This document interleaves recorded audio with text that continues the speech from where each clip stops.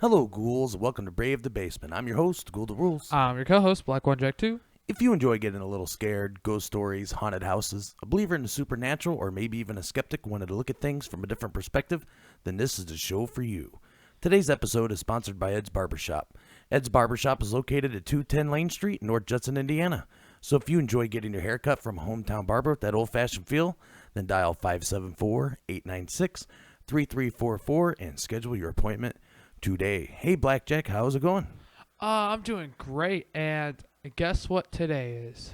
Today is our season closer. It is episode 20 of season 2. It is also our 40th episode in the Brave the Basement catalog. And for the first time, I actually know what's going to be kind of today's topic, because normally I don't know the topic until we're recording.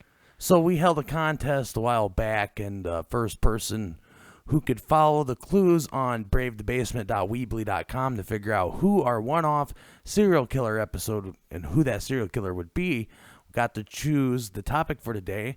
And today's topic is haunted universities. But before we get into all that, it is the season closer, which means we do have a few announcements to make, tell you kind of what's going on, what's the future of Brave the Basement. No, we don't got whistles. No whistles. No whistles this time.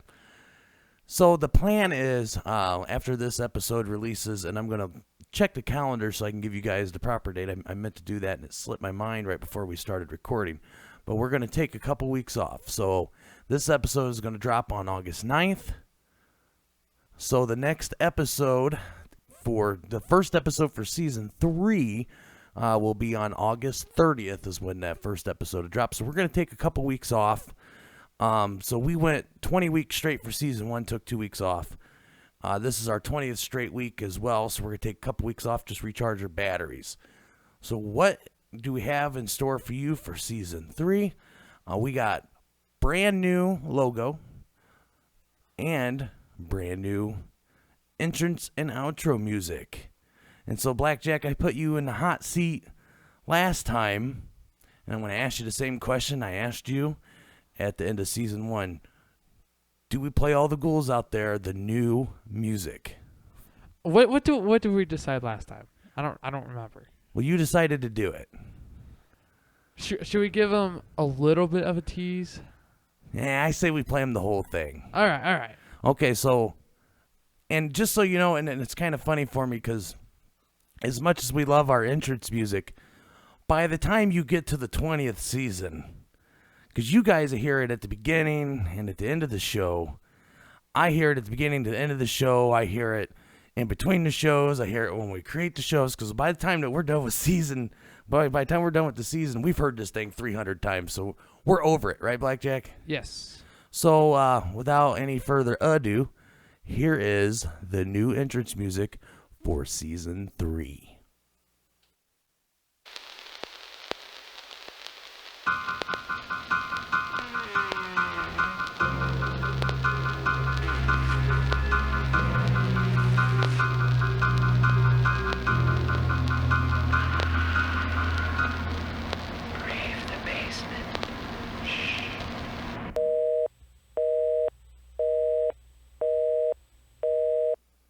So there it is, Blackjack, the new intro. That's just creepy. It is really creepy, and that was composed by the musical ghoul once again, and he completely went into a totally different area because we were kind of throwing some ideas back and forth, and then he called me up and he said, I just want you to check this out. This is kind of creepy. And it had that, that stagnant one chord just playing over and over and over again, and it's got the sound effects and then the phone at the end. And I said, but it's missing one thing. And I happen to have a sound effect to give it that old phonograph kind of static sound. So we threw that in there, and there it is. I think it's very creepy feeling, and it's not really a composition this time. The season 1 and season 2 was more of a composition feel, where this one was just something creepy. And it's gonna be awesome, guys. I'm really excited for season 3. Just a quick recap. Blackjack and I was talking several weeks ago, and it was like, this whole season for the most part, it seems like it was kind of dedicated more towards a lot of historic things. So it was a lot of fun doing some of those historic things. And we even got to go on our first ghost hunt together. It was not my first ghost hunt, but it was definitely Blackjack's first ghost hunt. And we did the Moody's Light trip, which we talked about through almost all of season 1, and we finally got around to doing it. And, we're just going to see exactly where season 3 leads us. And, so Blackjack, we're going to go ahead and jump into today's topic, which is haunted universities. And I believe you said you had a little bit of something to share. So I mentioned this a couple weeks ago on a other episode, and I went out to do some business, some stuff I needed to take care of at Bethel College. And one of the coolest things is I was talking to people there, and they were kind of giving me some of the history a little bit. But what I've heard from them is that sometimes, now I was in a newer building, which is called Bridge. I believe that was the name. And now there were still some glitches there, but they say at the other building, I think it's called Tucky. And the other building, there's rumors that you can hear voices in the hallways when no one's around. The elevators glitch up, and it's just absolutely creepy. I thought it was like one of the coolest things. So you were there with a big giant group of people, and you guys were kind of spread out through the whole campus. Did anyone come back and report eyewitness accounts to these? Yeah. And actually, now it was at Bridges, where it's a newer building, but we had a couple glitches on the elevator that was actually creepy. We were staying in the dorms because we were coming down to the elevator, and it just stopped working on us. So a couple of the people reported some of these things that you were hearing as well. Yes. You guys had some weird glitches, but the rumors weren't as big as the halls you were staying in as they were in some of the older halls. Yes. So now I have a list here, and we're going to get through some of these. I won't go through them all because I think there's like 13. I mean, this was so easy to find info on. It was insane. But there's some people that know me personally, and if I don't start with this university, I'll have to answer to them. So the first haunted university I'm going to talk about is the University of Notre Dame, which for those of you who know about Notre Dame, it is in South Bend, Indiana. Some students who live at the University of Notre Dame's Washington Hall may hear a variety of sounds at night, including music, slamming doors, and footsteps on the roof. That's just the college party, baby. That's the college party. Others say they have received a pat or, in some cases, a shove on the back as they walk through the halls. The noisy and playful ghost is believed to be college football player George Gipp, who got locked out of the dorm one snowy night in 1920 and developed pneumonia. As he was on his deathbed, Gipp was reported to have told his coach, Newt Rockney, "Sometime, Rock, when the team is up against it, when things are wrong and the brakes are beating the boys, tell them to go in there with all they've got and win just one for the Gipper. I don't know where I'll be then, Rock, but I'll know about it, and I'll be happy." That's just so weird. Oh, that gave me the chills, man. Yeah, that is a creepy one. So not win one for the skipper, it's win one for the Gipper at the University of Notre Dame. Mm-hmm. And I'll tell you a fun fact. For those who are really into Notre Dame, they're very familiar with the "Play Like a Champion Today" sign. I happen to know the family who made the "Play Like a Champion" sign. So that's pretty neat. Next one I'll tell you guys about, because this is another one that I'll hear about if I don't cover, is Michigan State University. Michigan State University's Baymont Tower is surrounded by ghosts who are searching for something, and they say sometimes ring the bells to let people know. One tale associated with the tower says it's haunted by the spirit of a student killed during World War II who has hung around campus in search of his long-lost love. In another story, the paranormal activity at the building is attributed to a group of deceased students who are looking for the resident hall they died in. College Hall, which was located around where Paramount Tower is now, and its walls collapsed in 1918, and the students have been trying to find their destroyed dorm ever since. Another hot spot for the supernatural on campus is Mary Mayo Hall, which is named after Mary Ann Mayo, who was a beloved professor when Michigan State University was known as Michigan Agriculture College. Although she died long before the construction of the hall named in her honor, Mayo watches students in the building turn the lights off and on and plays the piano at night. Yeah, I mean, that's totally normal. Playing the piano at night, just hear a little Mozart.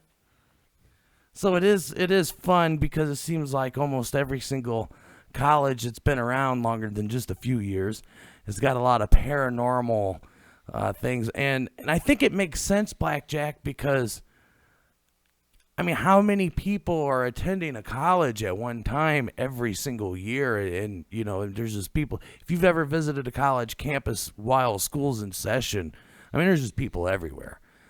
So when you got these long histories of things happening and that many people, and things happen and people pass away. The thing is, people live there. They do. And they and a lot of people, even though they might not live on campus, they'll end up renting houses that are really close to campus to help keep some of their college expenses down. So we're going to go over to Boston University. Boston. Since Boston University opened Killichen Hall, originally called Shelton Hall, and a lot of these halls are really hard to pronounce. Have you ever noticed that? In 1954, residents on the 4th floor have reported strange occurrences, such as elevators stopping on the floor when no one's using them. Oh, okay. Sound familiar, Black? Yeah, a little bit. All right. Such as elevators stopping on the floor when no one's using them, lights dimming for no reason, and the sounds of doors being knocked on when no one's actually there. Legend has it that these things happen because the spirit of playwright Eugene O'Neill has taken up residence in this hall and often makes his presence known. O'Neill's ties to the property go back to when Shelton Hall was the Shelton Hotel, where the Pulitzer and Nobel Prize-winning dramaticist spent the last few years of his life staying in the 4th floor apartment.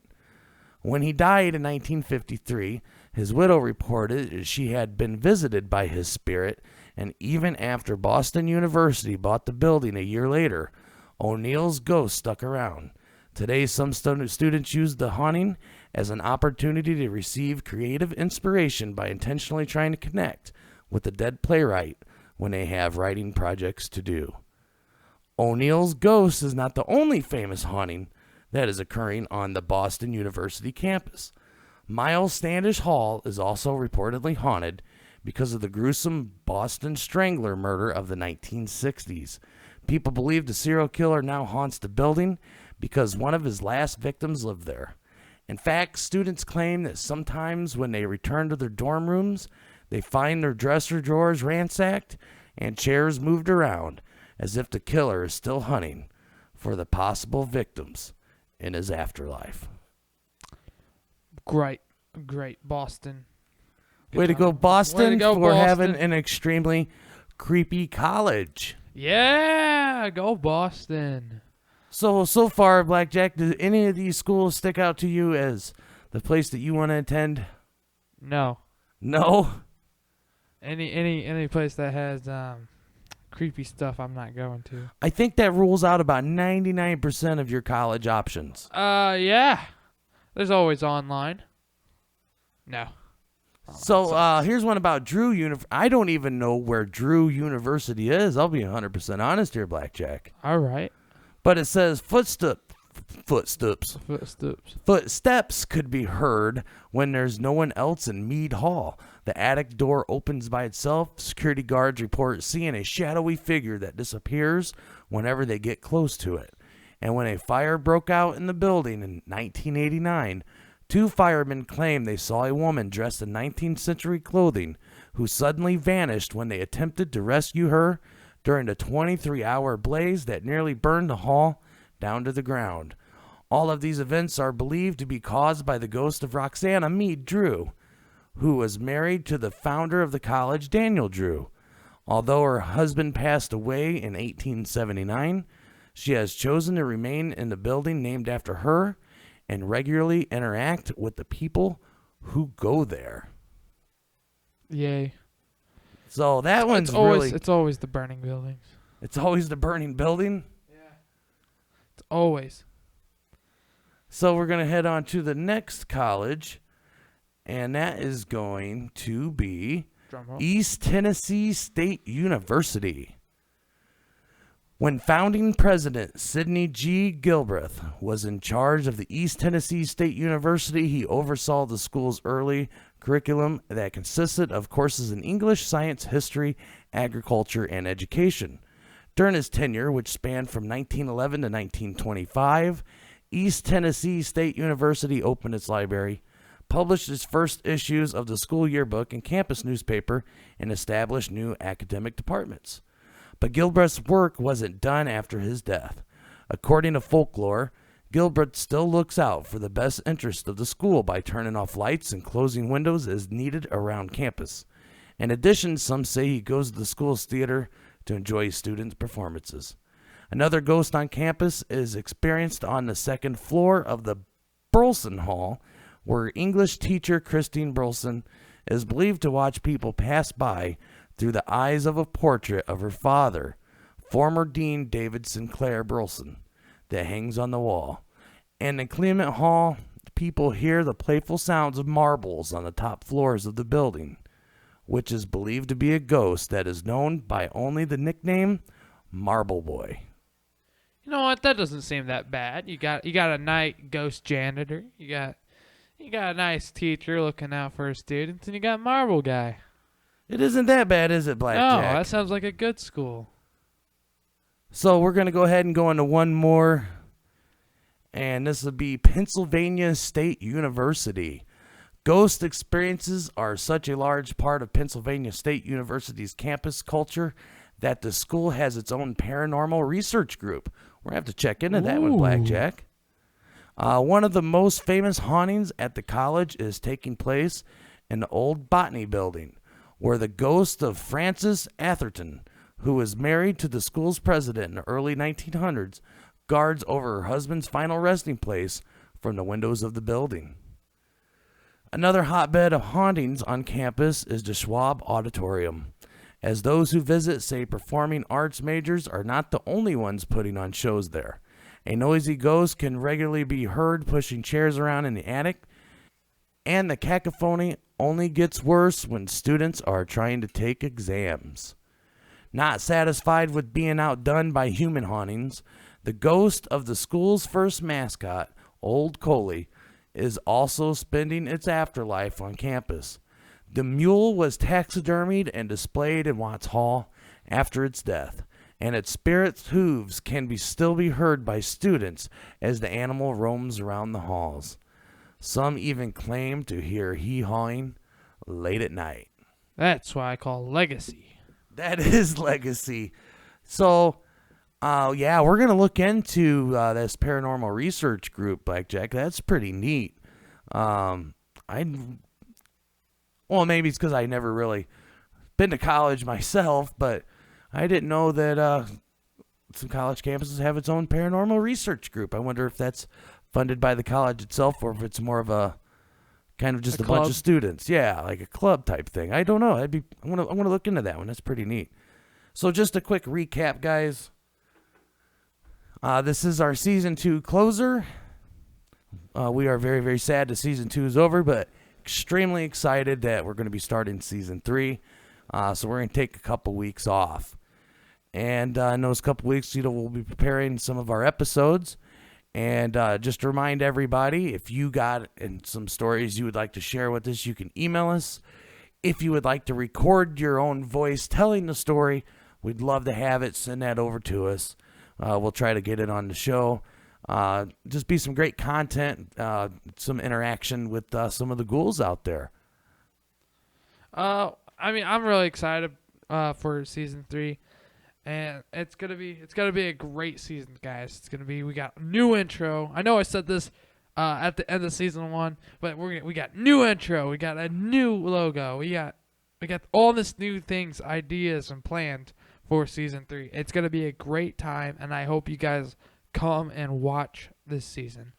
So before we get out of here and we play the season 2's music for the very last time, I do want to give a shout out to two different. I want to give a shout out to the podcast network and another podcast as well. So a few weeks ago, we were featured on the Indie Drop-In Network, and towards the end of our featured week, I ended up getting an email from the network, and they said, "Hey, thought you might be interested in hearing this advertisement."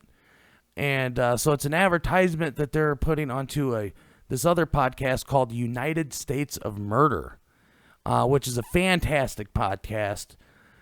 And I can't legally play it for you at this time. I have to wait till a certain date.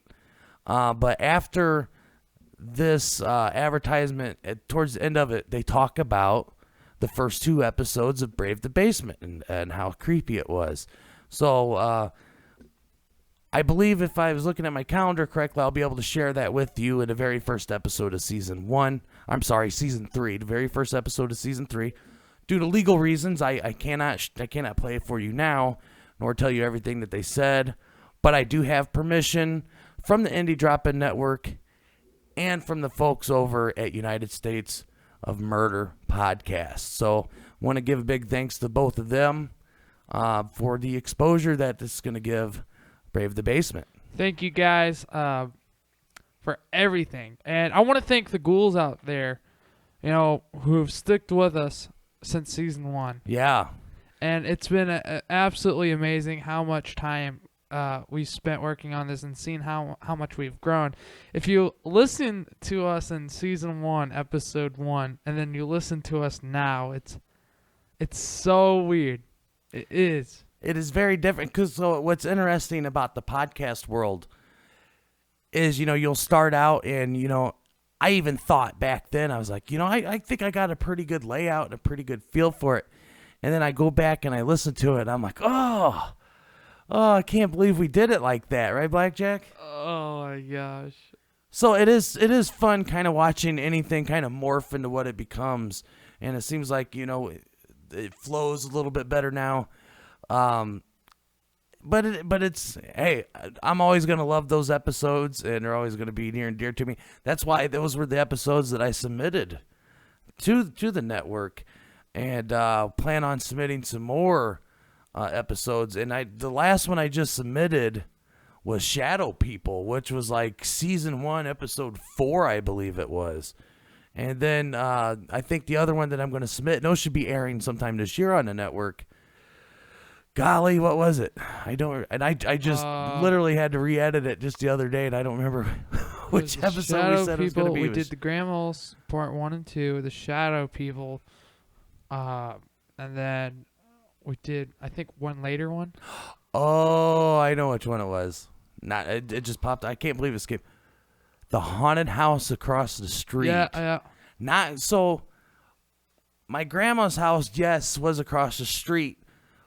But the house that was directly across the street from me was haunted as well, and my grandma's house was next to that house. So yeah, I did cross the street to get to my grandma's house, but she was one house over. Either way, I could sit on my porch and hit each house with a baseball if I really wanted to. But I'm going to submit that. I haven't submitted that yet. I just recently had to do, because we have to edit it just a little bit differently. There's some things that we can and cannot say. So I have to edit those parts out, and I got that ready. I just need to submit it, and then wait to hear our dates for those episodes. But anyway, so check out the Indie Drop-In Network Scary Time podcast. You'll find our episodes on there as well as other creators, because they feature a different podcast every single week, and that's what makes the network so awesome. So overall, a shout out to everyone. I know I just kind of cut you off, Ghoul, but shout out to everyone, and thank you guys so much for making these. How many weeks has it been? I'm not even sure. Well, this is the fourth. Okay, so if you think about it like this, but if you think about it, this is episode 40. We never missed a week during season, and that's in season 1, season 2. So this is episode 40 plus the 2 weeks that we took off between season 1 and season 2. This has been going for 42 weeks. For 42 weeks, guys. That is a long time, and we've been doing this show, and we are wanting to continue this show even more, and it's going to be so great, guys. So thank you guys for everything. So if you would like to become a Brave the Basement Ghoul, be sure to share this show on social media. Go to bravethebasement.weebly.com and sign up for our newsletter to get all the latest news and updates when each episode has been posted. If you have a ghost story you would like to share, you could reach us at bravethebasement@gmail.com. Your story could make it on a show and be featured on the website. You can also submit your story on Reddit under the subreddit Brave the Basement or in the YouTube comment section. You could record your voice and email it in to us, and we'll take that. If you even want to put it on YouTube and share the link to us, I'll still be able to run it through my recording software if that's what you'd like. If you have an eerie ghost photo you would like to share, please email us and include a description, and your photo could be added to our photo gallery. And that brings us to the end. We hope that we brought you just a little fright. And remember, when you were up late at night and you hear something in the other room that just doesn't seem right, it's okay if you need to turn on the light to protect yourself from things that go bump in the night. I'm your host, The Ghoul That Rules. I'm your co-host, Black One Jack 2. And I hope you join us again for Season 3, Episode 1 in a few weeks. Thank you, guys. See you guys.